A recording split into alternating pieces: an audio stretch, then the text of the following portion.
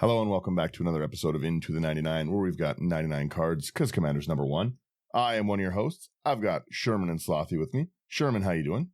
Good. Been a long week, and I am really happy that we're in Calgary. So, our water main broke like a month ago.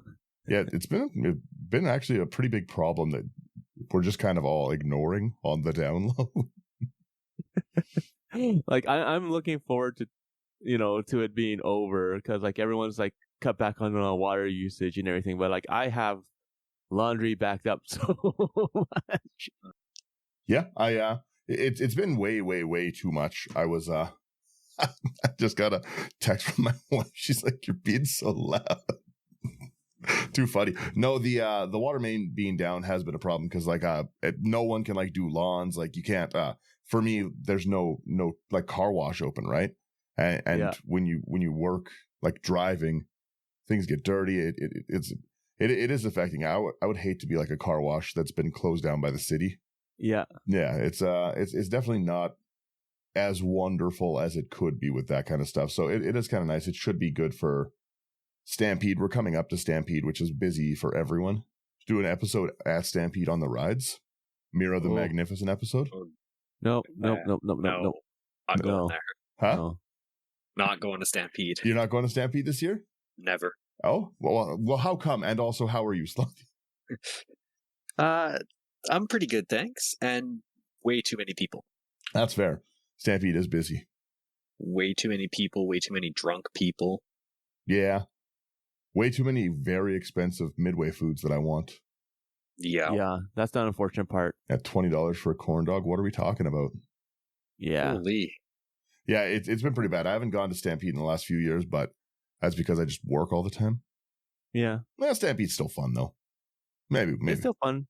Maybe I'll go this year. I haven't, like I said, I haven't gone in too long. And yeah, no, other than that, the week's been really good. They've been bombarding against spoilers. We're, for some reason, getting Duskmorn spoilers, because why not? Like you said, it was we're in Assassin's Creed spoilers. Then they're like, here's some more Bloomborough spoilers at the Amsterdam MagicCon, and then they're like, here's some Duskmorn. We're just pick a set. Let's even just pick one set. If we're not gonna ever stop spoilers, at least just let's maybe stay spoiling one. Yeah, right. Yeah, it's absolutely ridiculous getting spoiled 3 sets right now. Well, yeah, and that's what I mean. I'm not an Assassin's Creed fan, really, right? So I'm looking at the cards, and there's some really cool cards there. I know that you're more excited than I am, right? So, but I found some and everything. I'm all excited about this one, and this card's now. It's a set that's not even out, and the card's old news now. Yeah. You know what I mean? We're on to 2 sets deep of new legendary creatures, and for some reason, spider dolls. Last night, I started building some of the Duskmorn commanders. You see what I'm saying, right? It's yeah. It has been a lot. This one, as everyone who knows me, I like to group hug mostly, kind of a little bit of A, a little bit of B. Yeah, group hug in finger quotes. Sometimes it's group hug, sometimes it's not. But Sokrates, the Athenian teacher, that card really struck me as it just struck me as something that I could kind of group hugs, kind of politics, right?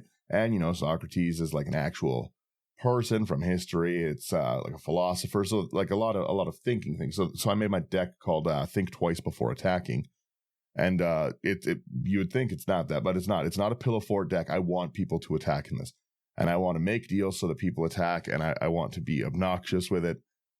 So what Socrates does is it's a 0/4 defender for 1 white and 1 blue. Let's get that up on the screen there.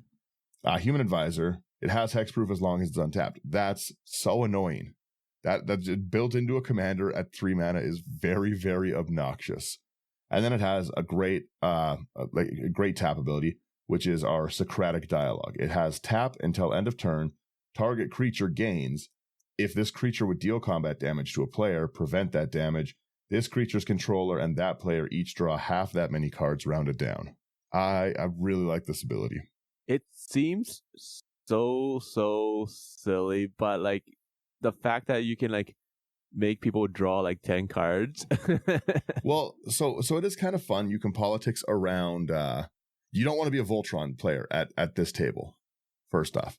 Like that one's going to hurt. But the fact that the commander is extremely difficult to remove already before you tap it, so you can't really respond to the ability or kill it before you go to combat and get through it. You have to bait me into attacking to try and get it, right?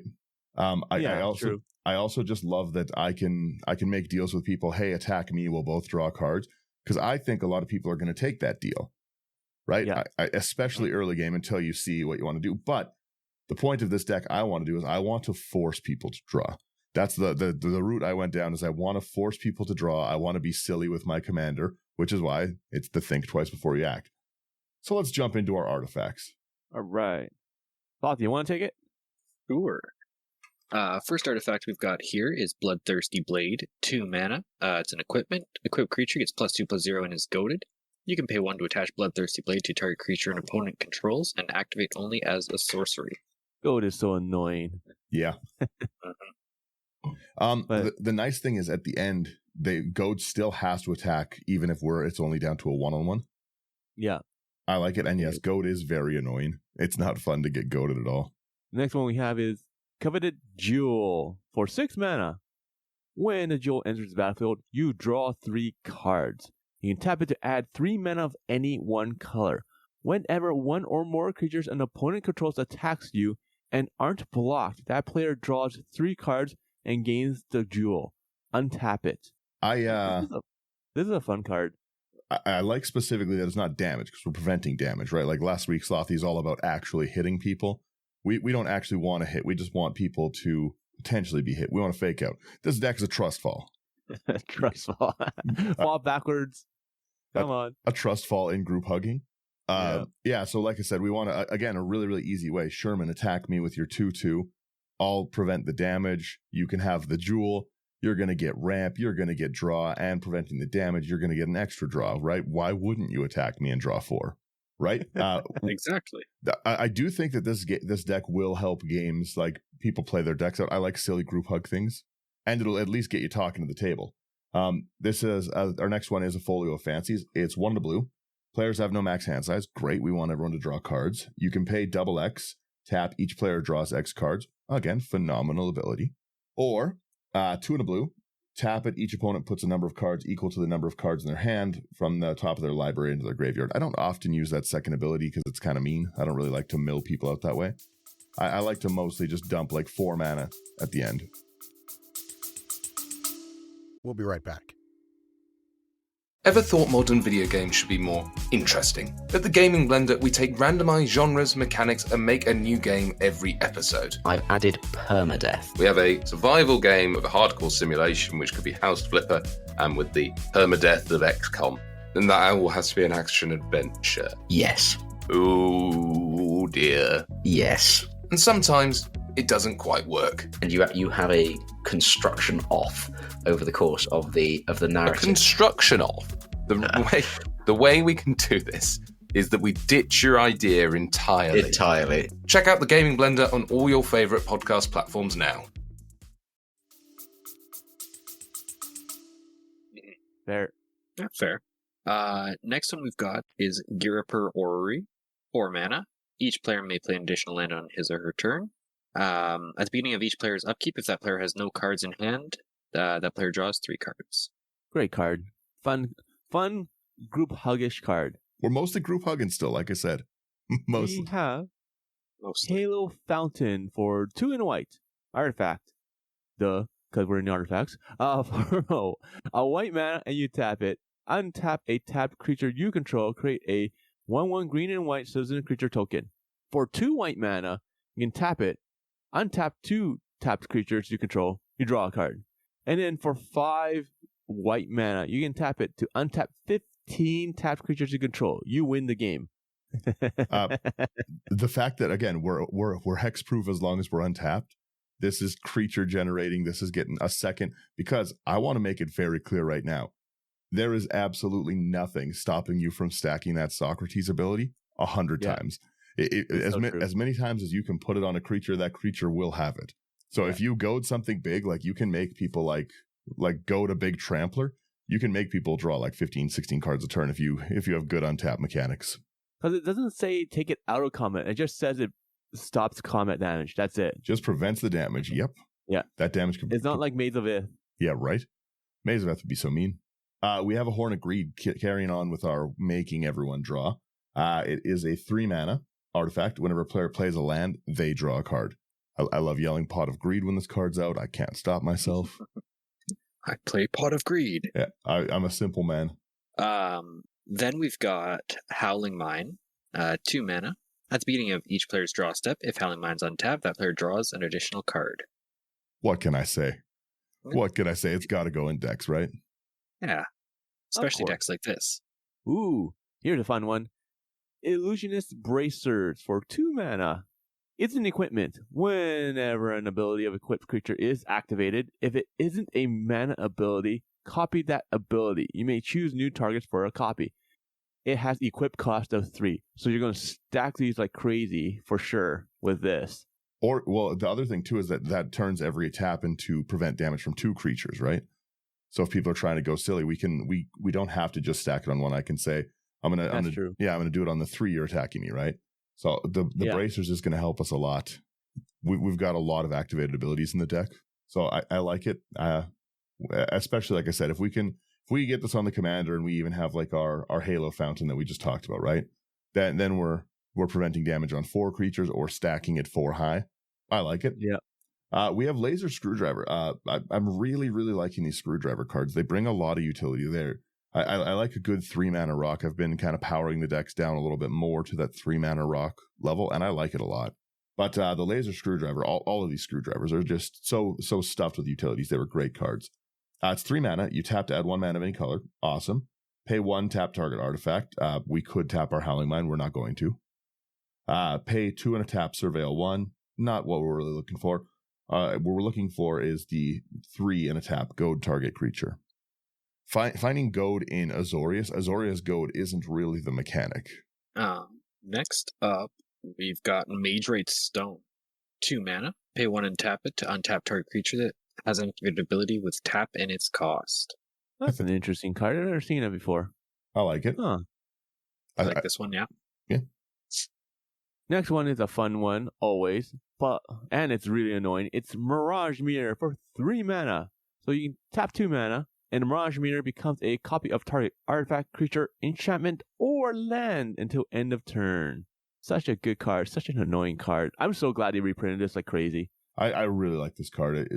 It's so nice to be able to just hit someone's like Seedborn with it, and we all get to untap or just another great enchantment kind of thing. Like I really like the utility it gets for 2 mana. Mm-hmm. I'm willing to sink that mana all the time. Yeah. We have a Patriarch's Seal, 3 mana for another triple mana rock. You tap to add 1 mana of any color. Awesome. Pay 1. You tap, untap target legendary creature you control. Great card. Yep. Yeah. Then we've got Soul Ring. Mana, tap for 2. Now we have the other Screwdriver, the Sonic Screwdriver for 3 mana. Tap to add 1 mana of any color. You can tap 1 to tap it, untap another target artifact, tap 2 to tap it, scry 1, and you have tap 3 to tap it to target creature. Can't be blocked this turn. I like a lot of these. The making things unblockable. If people don't want to deal with our politics, then we need a little bit of putting them in. As well, this can untap things like the other Screwdriver for more gold, like the Halo Fountain for more untaps.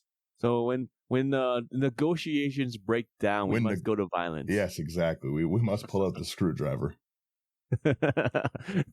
That sounds so bad right now. Like we have ways of making them participate. Oh boy. We have the Thought Vessel, another great little rock. You have no max hand size at 2 mana, and you tap for colorless. Then we've got the 1,000-Year Elixir. 3 mana. You may activate abilities of creatures you control as though those creatures had haste. And you can pay 1 and tap to untap target creature. Why the heck is this card so expensive? I never knew it was this much. It needs a reprint pretty badly. Holy smokes. $15? Good golly. Like, it's a good card, but still. It hasn't been reprinted since Commander 2021 in the Osgear deck. And that was, just in the deck print. Man. Yeah, they definitely need to reprint that. Like, it's a great card, but like, holy smokes, $15. All right. Anyways, our last artifact here is Unbendertine. Did I say that right? Yeah, I said that right. All right. 2 and a white and a blue. So you can tap it to untap target. Oh, sorry. Untap another target permanent. Yeah. Generally speaking, when you play Commander, you want the Commander's ability, right?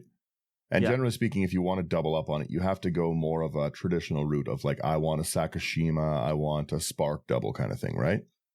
To get it. But our Commander's ability, we don't care about the actual card. We just want to untap that card. So we've got a lot of, as I'm sure you could see already, untap shenanigans. But a lot of these cards do untap permanents or target creatures, right? Nothing stops us from helping other people out and saying like, hey, you need a little bit of mana, like let me untap your land for you with this card. But then you have to attack me, right? Like we have a lot of political options in this deck. Yeah. Again, you can really, really ramp someone out hard if they've got a Soul Ring and you just, untap their Soul Ring for them and just say, hey, I'll give you 2 extra mana, but help me out. You owe me a favor. Right? Like like I said, I like my little artifact section. This one is not as cheap as a lot of the decks I have been building. I will say it's $317. So it's a little more of a higher budget deck, but it's just because some of the cards are pretty difficult to find and like still up there, sadly. Yeah. That's what it is. Yeah. Let's hit down to enchantments. We'll end off on creatures here. I'll take our first one here. We have Force Fruition because I want everyone to draw cards. It's 4 double blue. An enchantment. Whenever an opponent plays a spell, they draw 7 cards. That's such a deadly card. This is Group Hug, guys. This is Group Hug. I want everyone. I want everyone to play their deck. I want options at the table. This is, by the way, my number 1 target for Mirage Mirror. If it's out, I'm getting a second Force Fruition. Enjoy your 14 cards a spell. Remove my commander.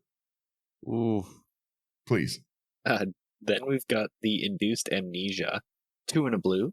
When it enters the battlefield, target player exiles all cards from his or her hand face down, then draws that many cards. When Induced Amnesia is put into a graveyard from the battlefield, return the exiled cards to their owner's hand. This is such a silly card. It's so fun when you can blink it. Yeah. Again, hear me out. I want people to draw cards. Oh, man. Getting hit with the Induced Amnesia when you've got 14 cards in hand, that's rough. The next one we have is Martial Impetus. For 2 and white, it's an aura. So we enchant creature. Enchanted creature gets a +1/+1 and is goaded. Whenever the enchanted creature attacks, each other creature that's attacking one of your opponents gets a +1/+1 until end of turn. Fair, nice. It has goad. Yeah, at a certain point, people are going to stop listening to us. That is, they're going to stop wanting our deals, and that's how I like to make a Group Hug deck in general. But they are going to stop after they get hit with a 5 untap, draw 15 cards. They might not want to negotiate anymore. Yeah, some of our shady deals. We have a Noble Heritage. It is 1 and a white, and I love these backgrounds. Commander creatures you own have, when this enters and at the beginning of your upkeep, each player may put 2/1/1 counters on a creature they control. We can put it on our commander too, which is great. Make our commander a huge blocker. So they can put 2/1/1 counters on each creature they control. For each opponent who does, you gain protection from them until next turn. And it is really, really easy to get people to take that deal. And protection for a whole turn is quite the hoop to jump through if you want to get revenge on me. Yeah. Mm-hmm. Then we've got the Psychic Impetus. 2 and a blue. It's an aura. Enchanted creature gets +2/+2 and is goaded. And whenever enchanted creature attacks, you scry 2. Huh. Oh, so many. Like goad. Don't get me wrong. I like goad. It's annoying, but like, so yeah. Anyways, the next card we have is Redemption Arc for 2 and a white. It's another aura, enchanted creature. Enchanted creature has indestructible and is goaded. And for 1 and a white, you can exile enchanted creature. This is such a fun card. Holy smokes. This card does a lot. Yeah. Like, it's fun. Like, I find it hilarious when you put it on someone that has like Death Touch or something that's beefy and they can't attack you. It's just like, yeah, okay. And then just swinging because it has indestructible. It makes no difference. Well, and the ability to as well exile it if it becomes too problematic for you. I like that. Mm-hmm. Yeah, it's so much fun. The built-in dead man switch on it. We have Standstill, a really fun enchantment to play in Commander. It's 1 and a blue. Whenever a player plays a spell, sack it. If you do, each of that player's opponents draws 3 cards. That's such a oh my goodness, it's such a stupid card. In games where people are like, my favorite part about Group Hug is we've all been a part of a game where we don't get the land we need, we don't get the cards we need, right? We kept a greedy hand because it has that new fancy card in it. I did it. I played Magic on Thursday night. I did it with the Ocelot Pride.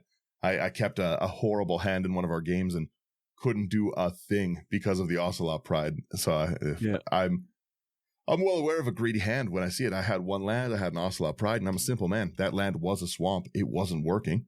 But it wasn't great. So I like when you play things that make everyone draw, like your Howling Mine, like your Rites of Flourishing, my normal Group Hug package.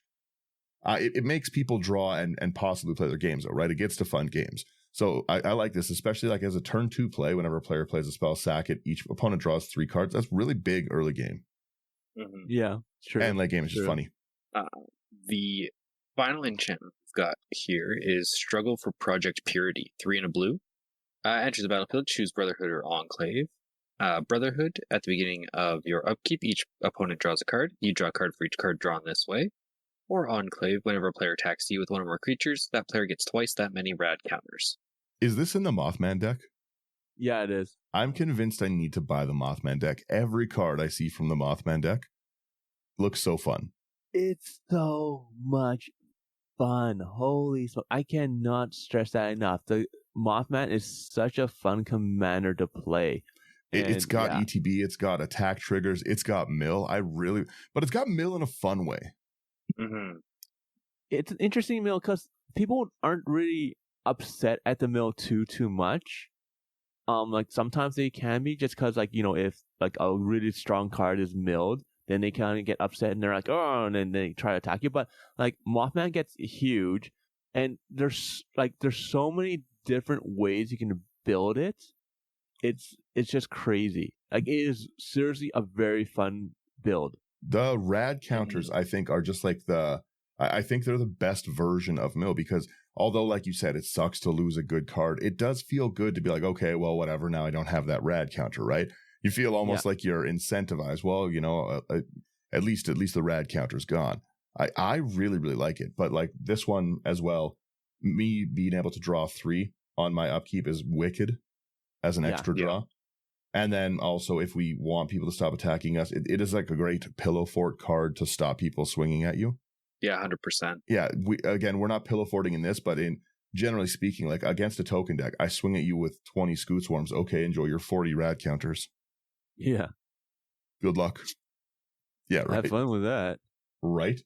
Let's do our instance. There's actually a few in here this time. You guys should be proud of me. Ooh, wow. I'm quite proud of you. Let's start off with a classic here. The very first one is a Disenchant. For 1 and a white, you can destroy target artifact or enchantment. I will never, ever get sick and tired of Disenchant. It's such a great card. Like one of the, like, pretty much like OGs. It's classic. I'm always a fan of that one. This next one, I really like this card. It's super cool. 35 cent, like common. It's Energy Arc, a white and a blue. Instant, you untap any number of target creatures. They neither deal nor receive damage in combat this turn. That's a really nice fog. Yeah, a really cool fog, and also really plays into our untapping, right? Because I still want your creature to do damage, right? But it's nice to be able to like have all of my creatures untapped with it, or use it, like you said, as a big blanket fog. Yeah, and it's not one you see, right? I like seeing interesting cards, and it's cool artwork. I like it. Actually, this would be a fun politics card too, because it says untap any number of target creatures. It doesn't have to be just yours or your opponent's. It could be like if it's like down to like someone's like the problem, and you need someone else's help, and they have a bunch of creatures that are tapped. You can untap those just to help them out. Yep. Well, exactly. You can ramp them if they have ramp creatures. You can save them if someone's swinging at them and they need a big block. Yeah. This is a nice card. This is a great political card. I need to add this. It's a cool one, right? I'm glad. Yeah. Moving on here, we've got Immortal Obligation. 1 and a white. Return target creature card from an opponent's graveyard to the battlefield under their control with a duty counter on it. For as long as that creature has a duty counter on it, it is goaded, can't attack you or a permanent you control, and can't block creatures you control.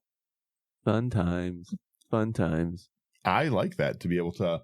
again, the politics of bringing someone's big creatures that have died back is great.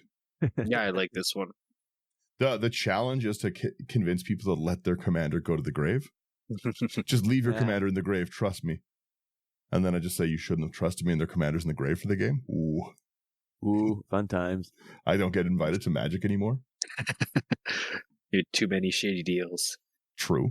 We're just chatting here. We're just talking. That's it. Yeah, I'm not going to do it. All right, I did Unless. We have Jawari Disruption for 1 and a white.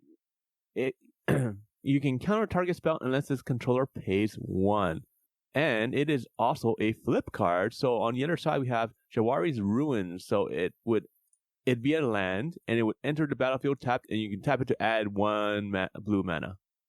Yeah, decent little extra spot. We have Oblation, 2 and a white. The owner of target non-land permanent shuffles it into their library, then draws 2. Hurrah! Then there's Return to Dust, 2 double white, exile target artifact or enchantment. If the spell was cast during your main phase, you may exile up to 1 other target artifact or enchantment. I always like Return to Dust. I like that art on it too. Yeah, me too. That's a nice one. Ooh, that's a fun card. We have Turn About for 2 double blue. Choose artifact, creature, or land. Tap all untapped permanents of the chosen type target player controls. Or untap all tapped permanents of that type that player controls. That's stupid. There's so much we could do with this card.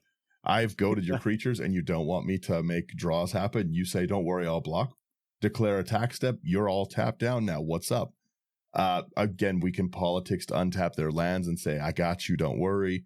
We can untap our creature. We're going to tap our lands. We get a lot of utility with this. I love this card so much. It seems like it would be a fun... I gotta try this one now. It seems like a fun card to play around with. I love the flavor text too. The best cure for a big ego is a little failure. That's so true. I like it. We have you come to a river. 1 and a blue. You choose one. You fight the current, return target non-land permanent to its owner's hand, which is lovely. Or we find a crossing. Target creature gets 1/0 until end of turn and can't be blocked. Great utility for what we're doing. Yeah. So, yeah, because you can get rid of something that's a problem, or you can make something that's unblockable so you can get through and finish someone off. It's a good card. Our final instant here is your temple is under attack. 2 and a white, you can choose one. Pray for protection. Creatures you control get indestructible till end of turn. Or strike a deal, you and target opponent each draw 2 cards. I love these cards so much with the like the what do you do choices. Yeah. Choose your own adventure cards. Yeah. I love those books. Do they still make those books? I used to read them like crazy when I was a kid. I love Not as frequently now, but the Goosebumps ones were big when I was a kid. Oh, I loved all those horror choose your own adventures. I died a lot. I wouldn't have been great in the horror settings. We have a few lands that do matter in the deck. Number 1 is Arcane Lighthouse. It's going to be an MVP for us. It is mildly expensive at the moment at $6.49, but it's tapped out of colorless. Or you pay 1 until end of turn. Creatures your opponents lose Hexproof and Shroud and can't have Hexproof and Shroud. That's going to get around the boots. A lot of people protect their commander and stuff, and we're not trying to destroy it. We're trying to let you be nice, but if you want to stop me from making it so I can't use my commander, Arcane Lighthouse right in your face. We also have just a bunch of just kind of tap lands, check lands. A big part of the budget of this deck is this Dol Amroth, the Minimo School of Water's Edge. Just simply skip that if you don't want to have the deck. Like you drop that down to like 250 that way. It just taps for a blue, or you pay a blue, untap target legendary permanent. It's just more of us doing what we want to do. Yeah. And then, like I said, we've obviously got a Rogue's Passage because we want things to be unblockable. Nothing too crazy in that section. Let's hit our Planeswalkers here. Who's up first? It's me. Take it away. So the first one we have is Jace, Wielder of Mysteries, for a 1 and a triple blue. So it comes in with a 4 loyalty.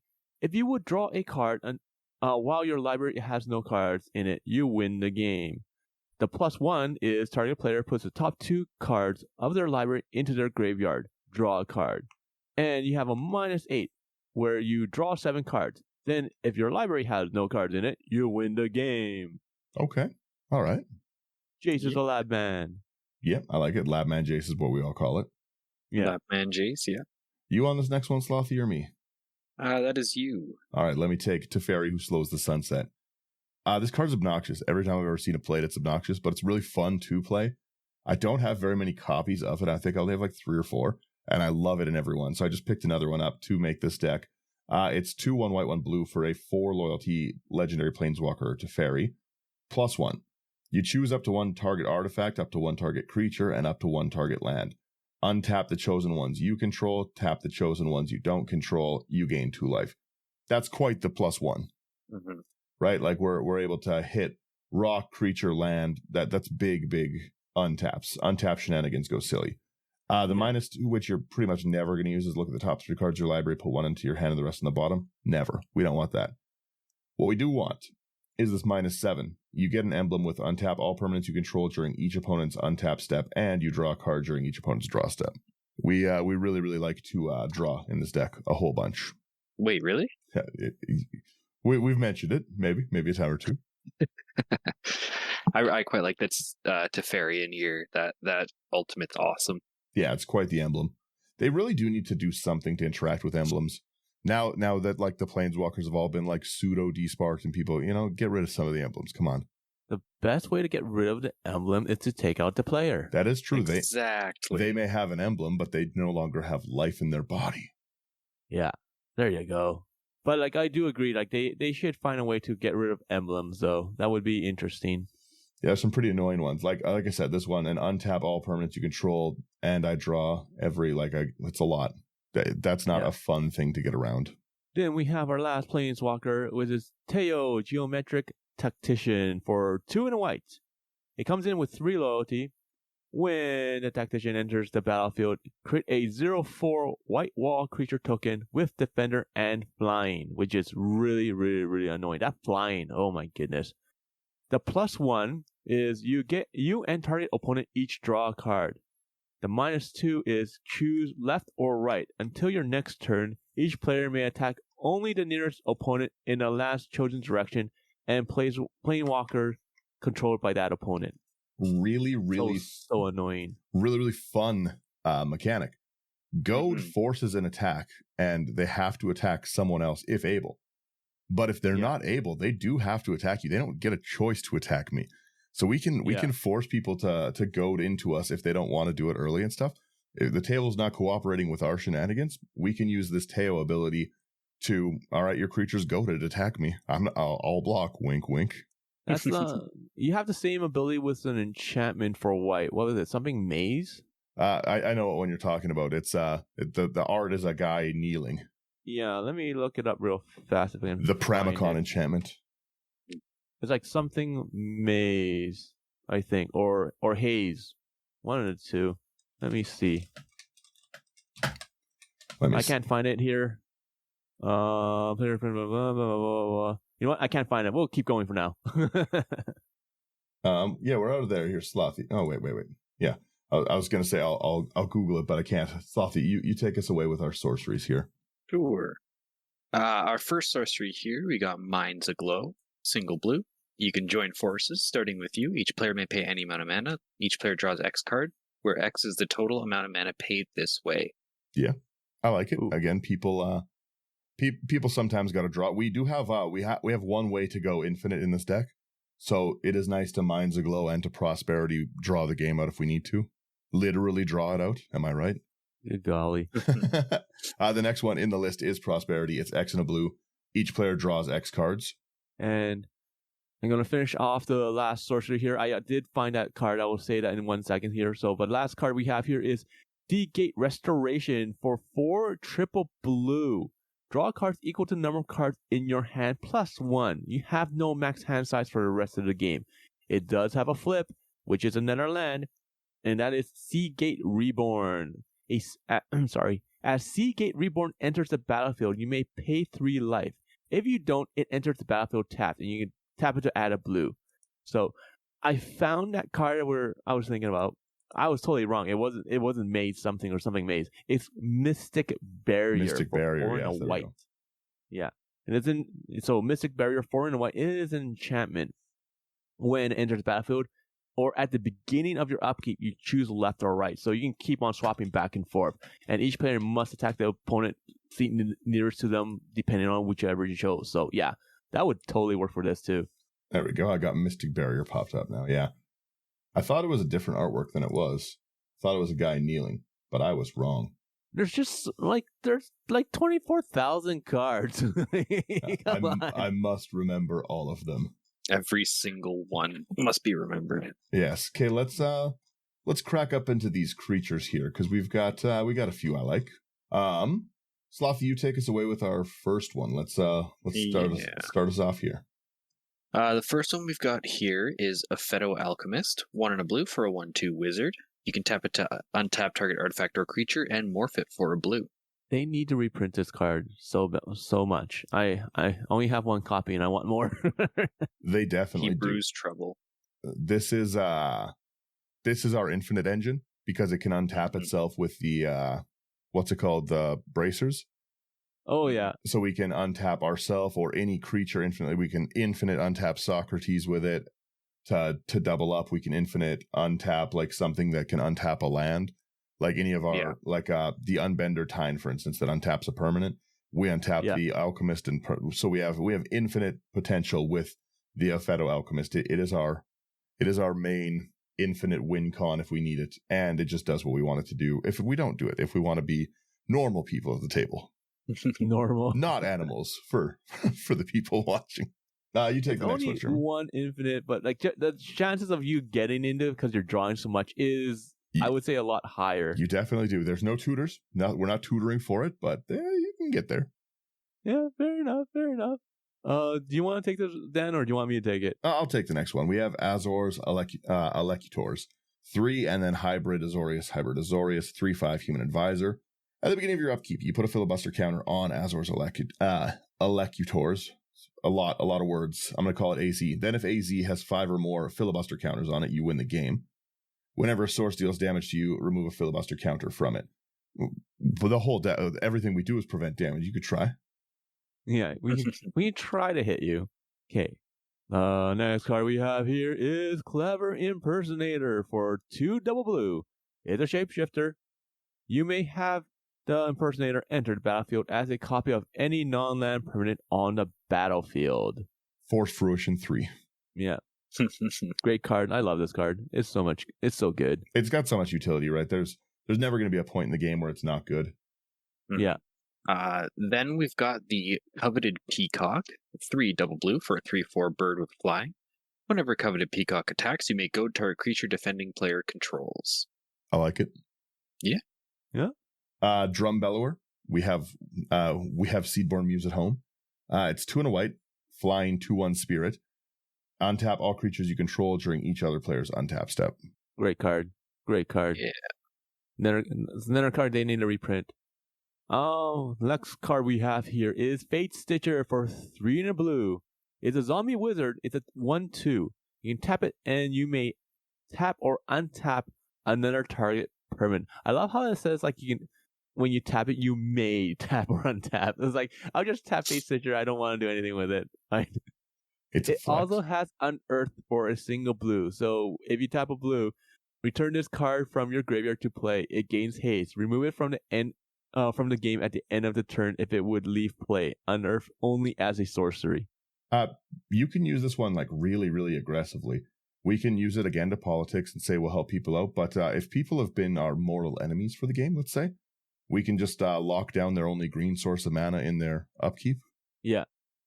Right? Like we can really be mean. Get the Triome. Oof. Sherman. Yeah.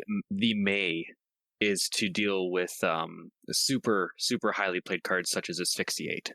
Yeah. Which is destroy target untapped creature.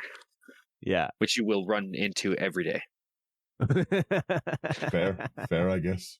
But it's just fun or funny, right? It's like like all of them, it's just, it's like you may do this. All of the other ones are just like tap this or untap this. I think like Fate Stitcher's the only one that has that ability. You may tap or untap. You'll see. Like, oh, you go ahead. If you feel like it. Yeah, if you feel like it. I can also ninjutsu things after I've dealt combat damage. Whether I do that or not is a different story. That is fun. You can see that a lot of these, they fixed they all say another. You can't untap itself with it, which is the bummer. Yeah. Mm-hmm. I like to untap, but who knows? Slothy, our next one, please. Yeah, our next one we've got is Flumph. 1 and a white for a 0/4 jellyfish with Defender and Fly. Whenever a Flumph is dealt damage, you and target opponent each draw a card. Flumph is a fun card. Mm-hmm. We've got our Forensic Researcher, a newer one. 2 and a blue, Merfolk Detective 1/3.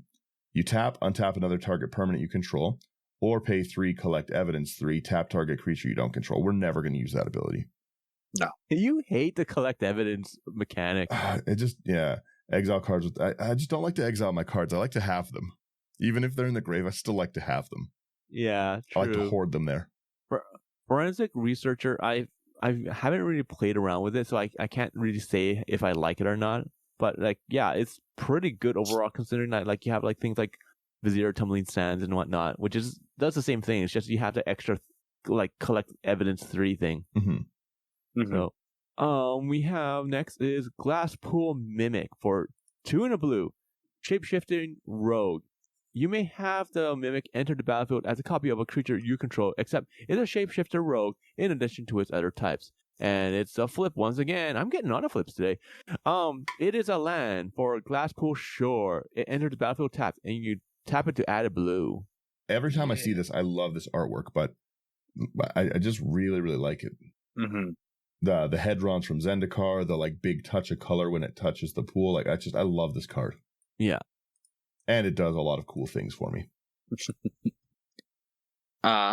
Next one we've got here is Lorith of the Healing House, or Urith. Is a 1/4 human cleric. You can tap it to untap another target permanent, or tap it to untap 2 other target legendary creatures. I like it. Doesn't have to be ours. And again, it's another politicsing their lands card. Mm-hmm. We've got a Kelpie Guide. A lot of 2 and a blue untappers. I'm going to give you some spoilers right now if you haven't picked up on that. A lot of at 3 CMC untap for our 3 CMC commander. We really want to use that ability. I can't stress that enough. Kelpie Guide is a 2/2 beast. Untap another target permanent you control, or tap target permanent. Activate only if you control 8 or more lands. So kind of another hoop to jump through to get that tap of a permanent, but yeah, 8 or more lands, that's easy to get to. True. Yeah. We have a very, very, very fun creature here. We have Queen. What is it? Queen inerrant meddler. I can't say the metaphor. Itinerant meddler. So it's a blue and wow. Something's wrong with my brain today. It's early. I get it. A white and a blue. Legendary creature, Rabbit Wizard, 1/3. Queen, basically, you tap it, each player may draw a card. Then each player who drew a card this way gains 1 life. I want to just quickly point out, this deck is entirely interchangeable with Queen. Mm-hmm.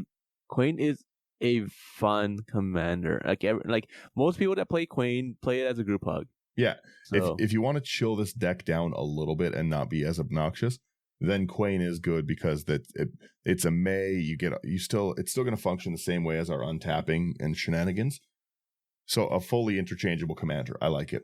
Then we've got Laboratory Maniac. 2 and a blue for a 2/2 human wizard. If you draw a card while your library has no cards in it, you win the game instead. That one surprised no one. I'll tell you that. I think when you start building a deck like this, it comes with the card.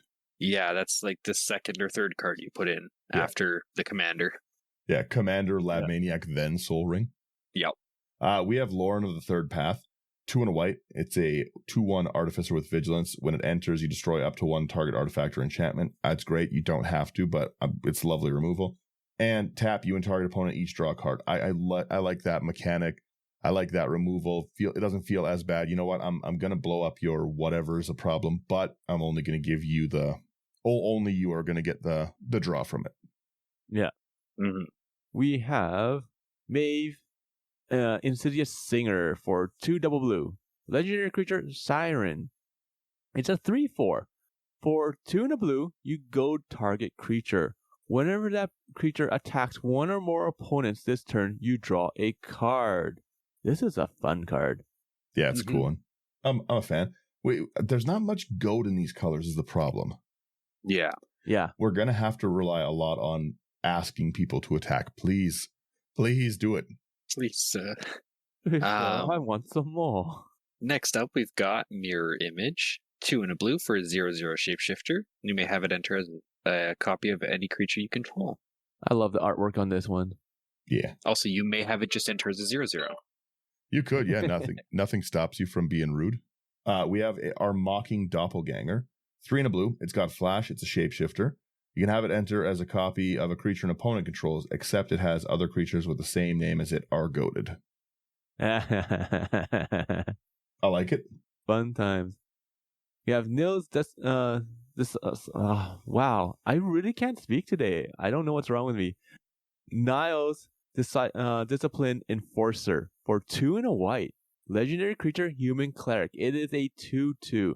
At the beginning of your end step, for each player, put a +1/+1 counter on up to 1 target creature that player controls. Each creature with 1 or more counters on it can't attack you or planeswalkers you control unless its controller pays X, where X is the number of counters on that creature. Fun. This is such a fun card. Anti-Ulamog tech. Yeah, this is I put nils in everything I can. I like the fact that it's just any counter on the creatures. It doesn't have to be a +1/+1. It can be a shield counter, it can be a vigilance counter, flying counter, you name it. It doesn't matter. Yeah. I also like that everyone always forgets that nils hits you as well. You can put on your own creatures. Yeah. Yeah, I always forget it. I always put on everyone else's, but not me. Next up, we've got Orzhov Advocist. 2 and a white for a 1/4 Human Advisor. At the beginning of your upkeep, each player may put 2 +1/+1 counters on a creature they control. If a player does, creatures that player controls can't attack you or planeswalkers you control until your next turn. I like it. Again, more deals people might not take. Phantasmal Image is just a fun card. You don't really see it pop up anymore because it's still kind of pricey and it gets removed so easy, but Phantasmal Image is 1 in the blue. You may have it enter as a copy of any creature on the battlefield, except it's an illusion in addition to its other types, and it has whenever it becomes the target of a spell or ability, you sack it. Man, I can't believe it's like $11 still. Holy smokes. Yeah, and it's not really played, like I said, like you don't it does die to anything removal, like not even the removal doesn't even have to resolve to kill it.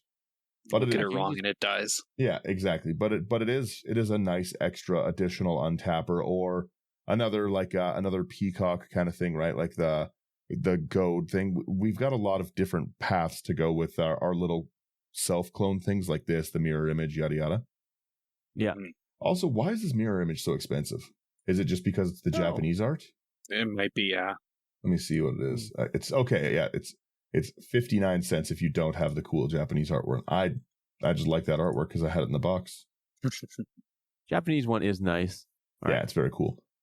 The next one here is Puppeteer for 2 and a blue. Like you said, Daniel, you have a lot of 2 and a blue. It's a human wizard. It's a 1/2. For a blue and a tap, you may tap or untap target creature. Yeah. Yeah. Fun. Ooh, I like this card. Next up, we've got Renegade Silent. 3 and a blue for a 3/3 alien horror. At the beginning of your end step, goad up to 1 target creature you don't control and put a +1/+1 counter on Renegade Silent, and Renegade Silent phases out. Such an annoying card. I don't know why it's 35 cents. It's obnoxious. We have our Robaran Mercenaries. 3 and a white for a 3/4 human mercenary with vigilance. It has all activated abilities of all legendary creatures you control. So again, just another pseudo commander for us. And we have Sokrates Sly Investigator. Oh, sorry. Did you say something? No, you're saying I said we have Sokrates Sokrates at at home. home. We have Sly Investigator for 3 and a blue. Human Wizard 2/4. For a blue and a tap, untap your next turn. Oh, sorry, until your next turn. Target creature an opponent controls can't be blocked. Go that creature. This is a phenomenal one to copy with our own things like Phantasmal Image and stuff. That's a fun card. Oh, I love that card so much. Then we've got Spark Double, 3 and a blue for 0/0 illusion. You may have Spark Double enter as a copy of a creature or planeswalker you control, except it enters with an additional +1/+1 counter on it if it's a creature. It enters with an additional loyalty counter on it if it's a planeswalker, and it isn't legendary. Yeah. Again, an easy one. It's not super expensive at the moment, but we want as many of our commander abilities as we can. The next one is if they don't want to deal with our deals, we've got Swans of Bryn Argol to deal with it. And this is also a phenomenal thing to be copying with our image, with our, like any of these things, right? It's 2 hybrid azorius for a 4/3 bird spirit. The whole point of my deck is to prevent combat damage, so I'm trying to get through unblocked. And if you want to block, Swans of Bryn Argol is my answer. It's flying. If a source would deal damage to Swans of Bryn Argol, prevent that damage. The source's controller draws cards equal to the damage prevented this way. That's fun. Yeah, so again, if people don't want to deal with our stuff, we just make our army of Swans of Bryn Argols if we can, and we just swing it that way. Fair. Yeah. Tide Force Elemental is our next card. That's 2 and a blue. Elemental 2/1.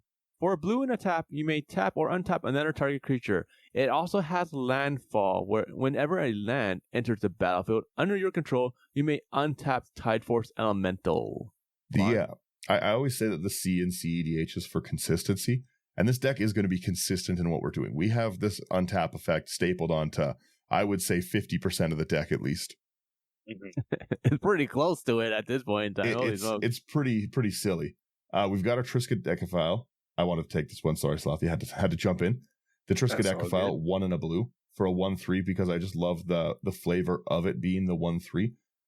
You have no max hand size at the beginning of your upkeep. If you have exactly 13 cards in your hand, you win the game. And it has a mana sink. I just like the 13, 13, 13. Yeah. Numbers are everywhere. The numbers. You take our last creature here, Slothy. Yeah, the final creature we've got here is the Vizier of Tumbling Sands, 2 and a blue for a 1/3. You may tap it to untap another target permanent, and it's got cycling for 1 and a blue. And when you cycle it, you can untap target permanent. Yeah. Cool. I wanted to quickly, before we outro out here, I wanted to scroll down to our maybe board, because this is one of the hardest decks I've had to cut down. I had, I would say, near 200 cards when I started this one. And I just wanted to rifle through some of the ones that I thought like deserved like an extra spot. So we've got our Aether Tunnel. It's just another creature can't be blocked. An Approach to the Second Sun. Obviously, if you're drawing lots, it's a cool extra win con. More unblockable. A way to stop yourself with a Tempsis from dying. If it deals damage to an opponent, you could reveal your hand. If you reveal 6 different mana costs this way, they lose the game. Another great little win con there, depending on your meta. Aurification's more of a stacksy card, so is Archon of Absolution. I liked the Cut a Deal. Each opponent draws a card. You draw for each. I liked Careful Consideration. Target player draws 4 cards. There was just a lot of ones I really, really liked in this deck. Mm-hmm. Dictate of Crewfix is a normal one. We've got Party Jace. I didn't want to go the Jace's Erasure route, like Sphinx's Tutelage, Jace's Erasure. Though whenever you draw, they mill. I find that annoying. I don't know how you guys feel about that. I just kind of find it annoying. Mm-hmm. I personally don't mind it just because the moment that comes out, you're basically the target. That is true. You do like when other people are the target. Yeah. Mm-hmm. So like I personally love seeing this because instantly I just tell everyone like, hey, they're gonna draw like crazy. You know, like I politic anything that's super strong. I try not to remove myself. I try to get other people to remove for me. So a good way to play. You save yours for when you need it. Exactly. I don't care. Like, cause like it's sort of like it comes down to everyone's personalities. Like if you're playing with people that you don't know, it's more difficult to politic like that. But like for us, like I know, like Daniel, I know you don't like having your stuff exiled from your graveyard. Yeah. Like that's very obvious. So if someone plays something like, where they can scavenging ooze, right? I'm like, Daniel, like that's a problem. Like it can affect me, but I know it affects you as well. Yeah, you point Daniel, the attention over there. It's I don't even care, but you don't want this. You want your graveyard there. Exactly. Hey, I do want my cards. Hey. I'm easily baited. I had a Cameo the Crescent Moon in there, just another great draw card. Manifold Key was a really, really hard one to not put in. It's 1 mana, you pay 1, untap another target artifact, which is cool for, again, helping other people out. Or yourself, your Soul Ring, blah, blah, blah. But the 3 mana target creature can't be blocked would have been such a good addition. Yeah. Again, just more eye draw effects, Ominous, Psychic, the Anarchy, Oathkeeper makes it so people have to pay more. Reverse Polarity would have been a fun one. Creatures can't be blocked this turn. I like that. Secret Rendezvous, Smothering Tide, it was in the initial list. I had like an extra one in the box, and I was like, you know what? I'll put it in the list. And when I was like just going through and cutting cards down, I was like, come on. Yeah. You'll win very hard with Smothering Ties. I get it. You'll get so many treasures. Everyone will be so proud of you. But I don't know. I just don't play with it much. And then, like I said, again, the Sphinx's tutelage, Teferi's tutelage, they just kind of are annoying. This Teferi was hard to not keep in the list, Temporal Pilgrim, because I love it so much. Whenever you draw a card, you put a loyalty counter on it. You 0 draw a card. The 2/2s that it makes with a -2 for whenever you draw a card, put a 1/1 counter on it. They're huge creatures. The emblem or the minus on it is brutal. A target opponent chooses a permanent they control and return it to hand. Then they shuffle each non-land permanent they control. That's annoying. Mm-hmm. Temple Bell, because I'm a simple man. Yeah. The second Doctor, I don't know. I didn't have a tangible copy, so that's why it made it over into this list. It did seem kind of cool that they can't attack you or permanents you control. And then Veil of Secrecy just seemed like a really, really fun one, and I had a hard time taking that out. The target creature is unblockable, can't be the target of spells or abilities this turn, like great protection, great that. I really liked it. I liked building this deck a lot. Like I don't know how you guys feel about this one, but I really liked it. I think it's really cool. It's doing its thing. Yeah, 100%. Not stopping it doing its thing. And I think it's going to be quite fun to play around against and have my entire deck in my hand. Oh, go ahead. It's always hard. It's always hard to decide what to do when you have so many cards in your hand. So you can really overwhelm people by forcing their deck into their hand like that. Yeah. Not everyone's great at like looking at a board state. A lot of people like take their time planning their turn out. So yeah, forcing them to have like 15 other options does kind of mess up game plans sometimes. And a lot of people have to discard that way, and they don't like that. Yeah. It's they're targeting you, which is all you want with your commander. That is all I want. Yeah, this is normally you don't want the kickback, but that's all I want.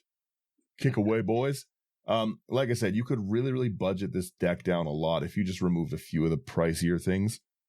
Mm-hmm. It's really cool that this is just such an obnoxious place to play that Induced Amnesia card. Yeah. You don't really see it that much, but it is a pretty rough card to deal with. Like just the exile everything. And if you can get this out like in a stronger deck, somebody hit me once in of all places a CEDH game with it. They just like Island Mana Crypt Induced Amnesia me. So I lost my hand that I had mulligan down to and drew just trash. Yeah. Yeah. I kept a playable hand, and yeah, it was rough. My favorite turn in any competitive setting my favorite turn is to play Winds of Change on turn 1. It makes everyone so furious. Like I've seen many people like scoop to that. Like they mull down to their hand that they want. They've mulled down to 4 or 5 or 6, and you just Winds of Change. Blindly Winds of Change. I don't care how negatively it affects me. If I have Winds of Change in my opening hand, the table's playing Winds of Change. It's I could do a whole episode on why Winds of Change is the most fun card to play on turn 1. But yeah, no, like I said, I think this deck has just a lot of weird stuff in it, and I like it. Mm-hmm. I like the untapped shenanigans. I love untapped shenanigans. I love doing that. The problem is you're smarter than me, so you would have cool ways to use the untapped shenanigans. And you'd be like this, like you said before, you like a cool Rube Goldberg machine where if you do this, then it does this, then it does that. I'm a simple man. I'm untapping Sokrates. You're never removing Sokrates, by the way. The hexproof, while it's untapped, you're never getting through to this thing. Don't even look at him for removal. You pack some board wipes in your lunch for this game. Speaking of which, I'm very, very, very surprised that this deck has like from the looks of it, like no counter spells. Like you have like one counter spell, I think. Yeah, just Jwari. Yeah. And then that's it. And then you have like basically like practically no board wipes. Like it's an interesting build. I I said, I'm a simple man. I'm not smart enough to put in interaction. Well, you already said like you had a hard time cutting things down, so like it was such a huge list. It would have made a good like Brewing It Live kind of episode, because I was sitting there for a while cutting, just like I said, I built this one in paper, so I just started cutting from it, and it was normally I go through and I've got the the little turn life counters. Yeah. I've got those, and it'll be like, you have 72 cards, and I'm like, okay, and then I take one out, I roll it down to 71. No, this one I was at like 200 something. I was like, oh, I gotta stop.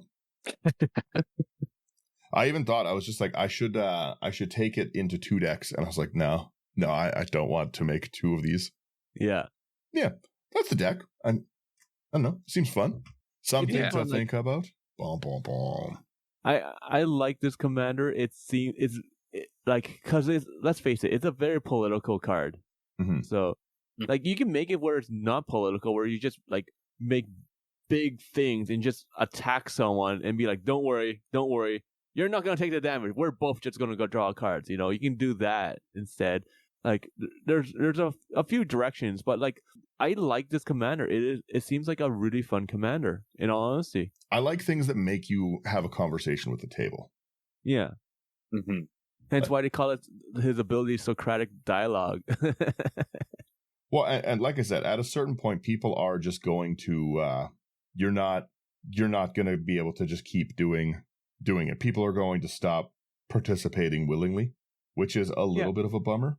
But if that's the case, you switch from the dialogue to the Socratic method, where you start asking everyone questions instead, because that's what it is. It's like, hey, so if I attack you, would you be offended if this happens? Or what would you do? Why are you targeting that? What is the purpose? Just switch it up, from a dialogue to like, the questions instead. There's I'm just quickly trying to see. There was a new tool that they made. Have you seen the Cards Realm tool? Yes. No. I really like it. The power level. Mm-hmm. I really am curious as to what it rates this deck as. Oh, hey, interesting. Where do you export the deck from in this? I'm not smart. You go where it says extras. Yeah. Click that, and then it should be the top one there. Export deck. Where is my copy? That's interesting. I wonder how... This why we keep you around, Slothy. This? I said this is why we keep you around, Slothy. It says that this deck power level is a 5. I could respect that. There's I've put a few cards into this deck, or into this list, and then it's come out with like some wild things. Like I have like a full out like competitive Fibblethip deck, and it's like, this deck is a power level 3. I was like, Yeah, it's kind of weird with how it determines what it is. I do. I'll pop it up on the screen quickly for the YouTube video. I do like that it does have some suggestions to power your deck up. So it's got like an easy way to like take a look and be like, for me, all it wants is like upgraded mana. It wants me to put a Cyclonic Rift. Like I'll never. Of course it does. Yeah, right. But like I like that it puts a lot of these like things. Again, it wants me to get the Swan Song. Will make the deck stronger. Selfless Spirit, a Fierce Guardianship, like kind of the cards would make it stronger. A Mana Crypt would make it stronger. Shocker. Yeah. Well, once again, we're not about the power. We're about the fun. Power of friends. Yeah, I Right. Like I said, I've really chilled out my building style, because for a long time I was just able to. I build so much, right? So I was able to just make silly decks with my huge collection, and so it's been nice to just. I love playing like the diamonds right now, like the Moss Marble, like all of those diamonds. I love them as rocks. I love 3 mana. Like I've been having a lot of fun playing lower power, more budget, like the last week's deck and stuff. I looked at Slothy's last week deck. I think it was like an $80 deck, and I was like, I've got to have this. It was the I've just died in your arms meme. That was me looking at that deck. I was like, I gotta make this. I looked for a week for this Felix 5 Boots card anywhere. I was like, please, I need it. Right. So like I've just been having a blast, like playing sillier things. My Rigo deck is still, I think, my favorite deck I've ever made. I won another Rigo game and stuff. It's again, there's I either like I win with it, which is cool, or you blow your removal on my 1/1s. Yeah, go ahead. Yeah, like I just I love it. It's such a stupid deck. But that's the thing, like the more stupid you make it, the more fun you have, the more you don't care if you win or lose. The Mothman deck, have you upgraded it a lot? I keep on upgrading and then downgrading. Like I keep on going up and down. I keep on swapping things out because like you know me, like I'll play the same deck, sort of like softly, like play test the deck, like a dozen times, and then I make some changes. I make like a dozen changes, and then I play it again. So like it's not the raw precon, that's for sure. I definitely have changed it, and I keep on switching between deciding like if I'm trying to do proliferate or if I'm just gonna try blinking the Mothman instead. Oh, proliferate would be fun with the rad counters. I said, the rad counters, because I was gonna say you haven't really like overpowered the deck, right? I don't overpower it. Like I try to keep it like around the same level or a little bit lower than a precon. Like sometimes I'll try to ramp it up. Like my play group right now that I play with like quite often, they're starting to like play more powerful things. So and infinite combos. So I'm trying to come up with like I don't want to play with infinite combos, so I'm trying to come up with strategies against them instead. So and because of that, like I might have to power up the Mothman a little bit more. But right now it's like I would say like a 6 to like a low 7. Yeah. Yeah. Okay. Just because I want it to be more fun. See, yeah, like that's like I said, I like playing stuff like that. This I do like this one. Doesn't seem like it's a salty deck. Like I think people might get salty, but again, I'm helping people draw and stuff. Sometimes fast games need to happen. Yeah. So I don't know. That's it. That's the thoughts of the deck. Let me get our button. If you guys liked what we did, thank you for listening. By the way, I always forget to this part. If you guys like what we're doing, like, share, subscribe. It really is the best thing you can do. Above and beyond that, if you want to come over, Patreon, pay like as little as $1, hang out with us, brew decks. Great place to chat. Great patrons. I appreciate all of our patrons. They're so awesome. You can listen live, like we have Thunder in the chat right now. Hello again to Thunder. If you want all of our stuff in one spot, our website, easiest place to get it. We do have an AI armor link now. So if you want sleeves, they are the best of the best sleeves. So that'll be in the show description as well. If you want to proxy a cheaper deck like this, go to Abyss Proxy Shop, promo code IT99. Great place for again, if you don't want to pay $60 for a land, go bug Abyss for it. I'm sure he'll have 9 or 10 of them. But definitely support AI Armor. They're really, really cool. They have hooked us up with so many sleeves, and I'm not just saying it because we work with them. They are the best sleeves. Like the Dragon 100%. Dragon shields are nice, but it's just they're just so nice. They're so good. Yeah, I can't get enough of them. Yeah, they feel so good. That's it. I don't think I missed anything. Did I miss anything? I think we're good. I think we're good. Oh yeah, check our gameplay stuff out on YouTube. We a lot of it has been face-to-face stuff because we played a bunch of games there and stuff. But we'll be doing some other cool stuff soon. That's it. End. All right, everyone. Later. See you later. I'll let it roll for a minute.